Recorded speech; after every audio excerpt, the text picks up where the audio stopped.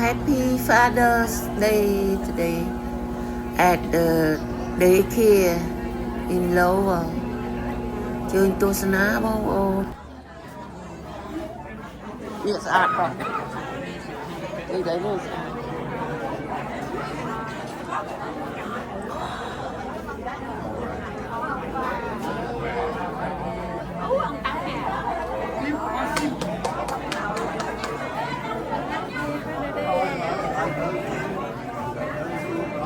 Father Day.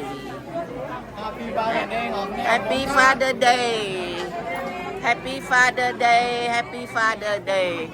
Happy Father Day. Happy Father Day. Happy Father Day. Happy Father Day. Happy Father Day. Happy Father Day. Happy Father Day. Happy Father Day.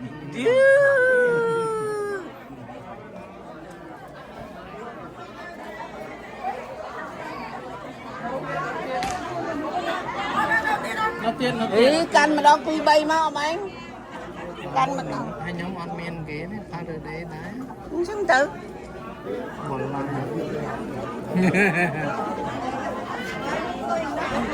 đi máu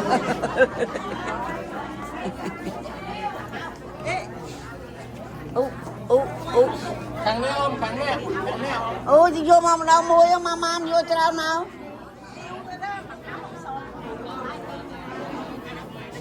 yeah canh chân màu đã bơi mũi bằng đã bơi mũi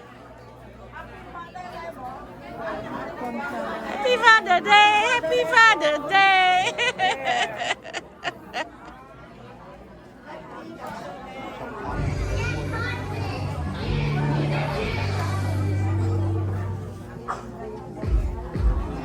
Everybody get up stand up celebrate a very special day, Father's Day.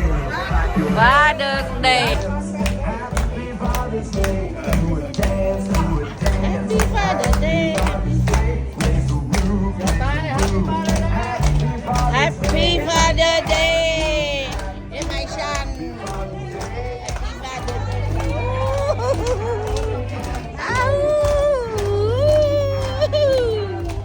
Happy happy happy happy happy happy happy happy happy happy happy happy happy happy Woo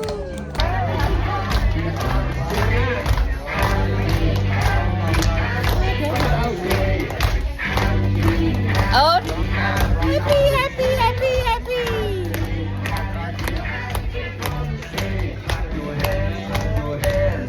Happy Father's Day. Do a dance, do a dance. Happy Father's Day. Raise the roof, raise the roof. Happy Father's Day. Happy Father's Day. We love you.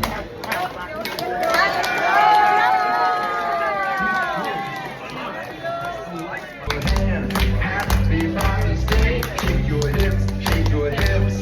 Happy Father's Day. À, đẹp quá, đi đẹp quá. Happy Father's Day. Raise the roof. Happy Father's Day. thank you om Okay. thank you Happy Father's Day.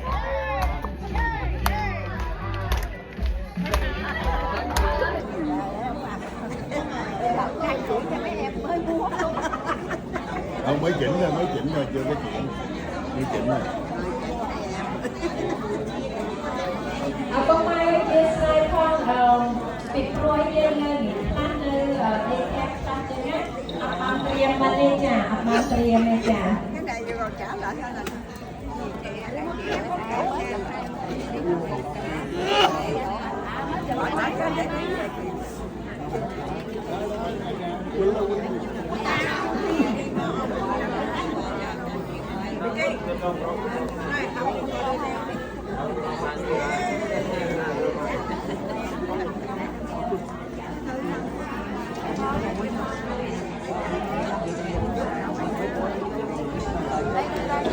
Lang cha, mami lang cha. Hãy subscribe cho kênh Ghiền Mì Gõ để không bỏ lỡ những video hấp dẫn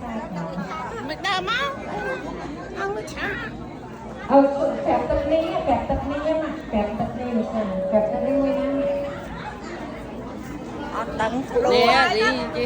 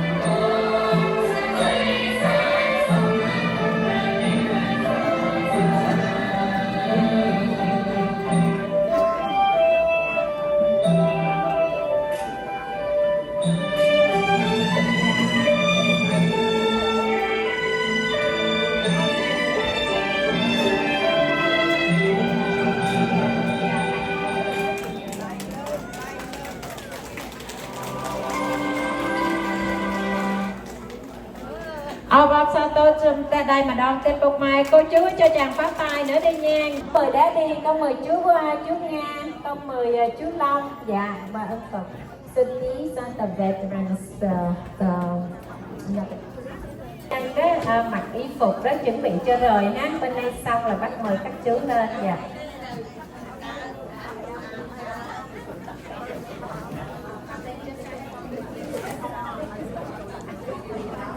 Dạ, con xin mời các cô.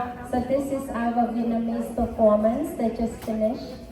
Dạ, mời cô xin lên chụp hình làm lưu niệm với cậu tên là Tha Rê Hông, Hạ Nghị viện của tiểu bang Massachusetts của mình ha. Thử thêm một lần nữa. Cho nên là tất cả các cô chú ở vùng lô đó mà có thể đi bầu được đó thì giúp bầu cho cậu này nha. Cho chàng pháo tay cô chú à. Dạ. បានក្នុងមួយឆ្នាំកន្លះនេះដែលខ្ញុំបានធ្វើចង់ជួយ Sẽ tua.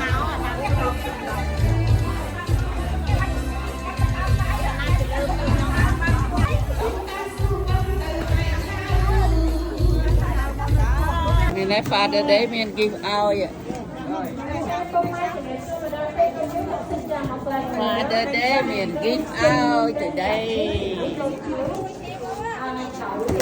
Đi đây kia nè, mình donate vì nào lôi đây kia nè. Ngày nay Father Day mình give out vậy. Father Day mình give out today. Tên là Thay Hông. Cậu là người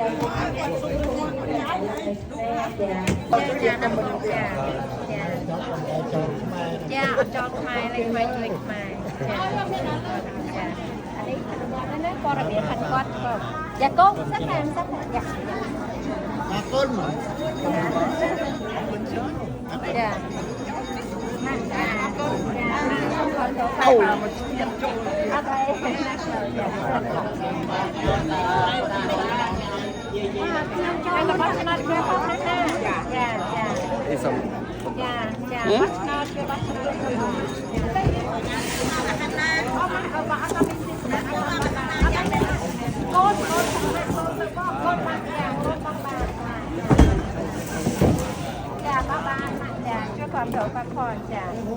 មើលលើផ្ទៃកូនចៅយើងចិនជួយកូនចៅយើងណាមានអាយុ27ហើយស៊ីជួយចៅបាទចាជួយចៅបាទចាដល់បងចាចាអាណាជួយខំតណាតែមកចាជួយខំតជួយបាត់ស្នាដល់កូនចៅបាត់ស្នាដល់បាទផងចាដល់កូនញ៉ាំមកលេម៉ែទីបើនេះចាដល់ចាdạ đúng rồi dạ đúng rồi vừa dâu vừa rẻ cảm ơn cô đây mặt thật tình sợ đây cô nha cảm ơn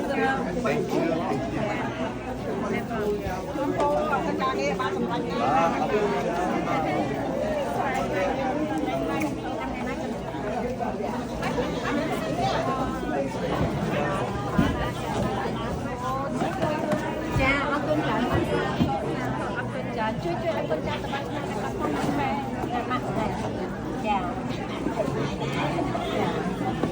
Đứa trẻ giỏi mà đẹp trai nữa.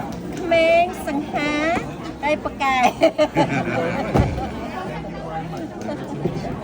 ម៉ាក់សុខសប្បាយម៉ាក់ឲ្យចាំឲ្យកូនបានឆ្នាំឲ្យចាំកូនមួយទៀតអូនបាត់ឆ្នោតបានណាពូណាមិនមែនសិស្សចាទៅបាត់ឆ្នោតចា Check one, check give, check.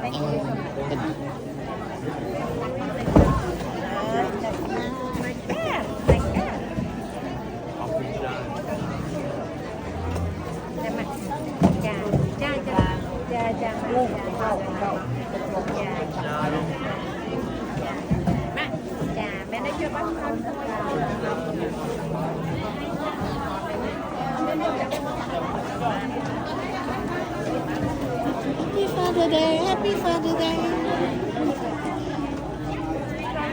Beautiful, beautiful, beautiful, beautiful.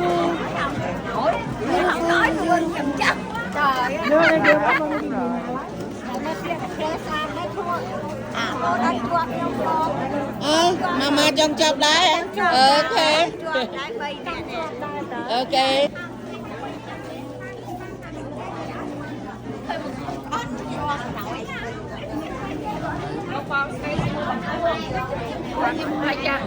Rong là bọn anh thọt đi rồi. Thôi mà bôi. Mẹ bôi. Nè bôi bị coi bằng ai. Dạ. Nè bôi cái việc rong. Cả dân tôi nắm rong mà toàn ở chật họp cái chụp Nước rong. cái chụp rong bạc. À, cơm rau. Lên tay tặng mẹ sao? Cái này mình hả?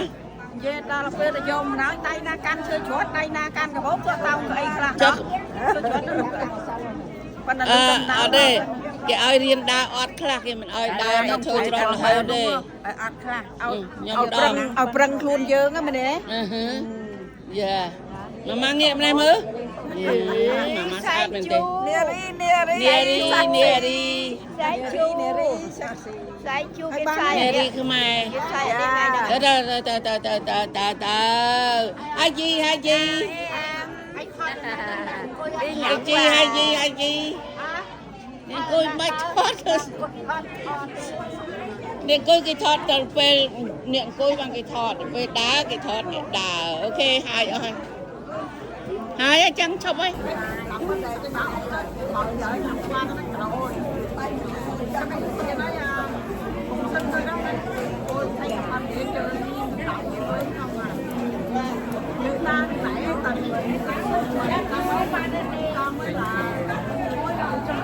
Selamat kami kerau ini.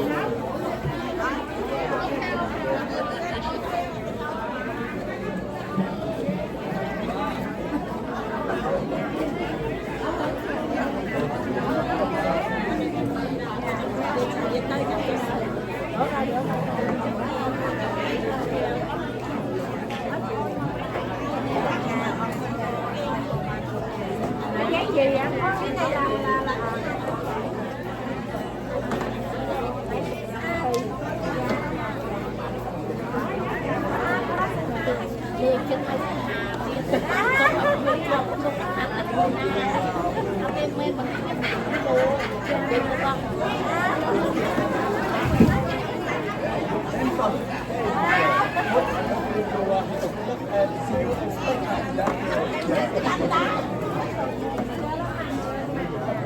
ថ្ងៃនេះថ្ងៃ Father's Day ហើយកន្លែងនេះ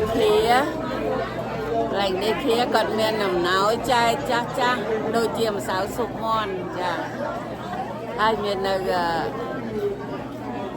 ចែកម្ហូបអាហារអីចឹងណាព្រោះថ្ងៃនេះជាថ្ងៃ Father's Day សម្រាប់ឲ្យមានអំណោយចែកចាស់ឲ្យគាត់សប្បាយចិត្តចឹងណាទេបងប្អូនសូមឲ្យបានសុខសប្បាយទាំងអស់គ្នាណាចាបាយ